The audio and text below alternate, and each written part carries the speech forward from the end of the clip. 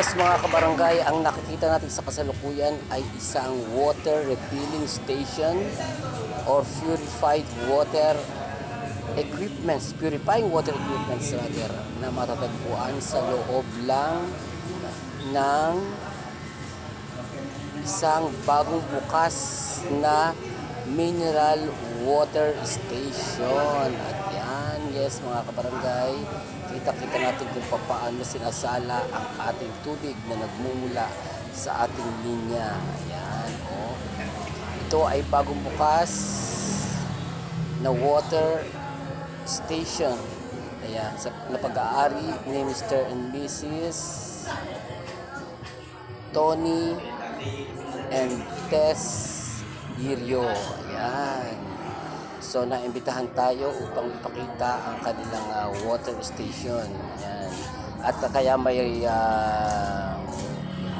balloon ay kasalukuyang iniintay ang ating Kura Paroko upang mabendisyonan ang water refilling station yan sa tapat lamang ng ating bakery sa Kanluran. Yan, oh, ang linis ng ng process ng tubig nila at talaga namang ay mapapansin natin na malinis din talaga ang paligid at kaaya-aya. At tingnan natin, baba tayo, tingnan natin kung ano ang nakalagay dyan sa tarpaulin. Oops, ano ang nababasa natin ngayon? Ayan, walang iba kundi ang videos.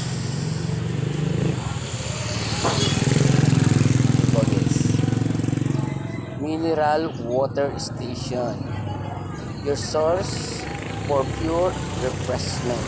Ayan. So blessing day to day. Ayan, at bagong bukas pa lang. Ngayon ay Friday at bukas ang bisperas. Ayan, pakinggan natin si Mrs. Tess Lirio.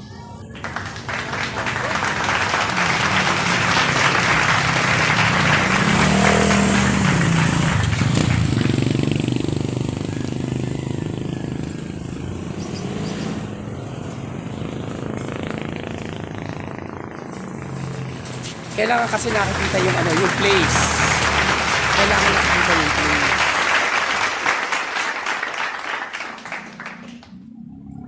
So kapag kailangan nyo ng mineral water, ayan, diyan kayo magpa-refill sa Lirios Purified Water Station. Ayan.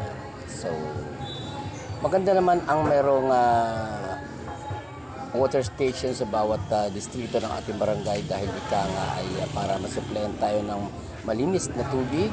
And thank you so much for watching.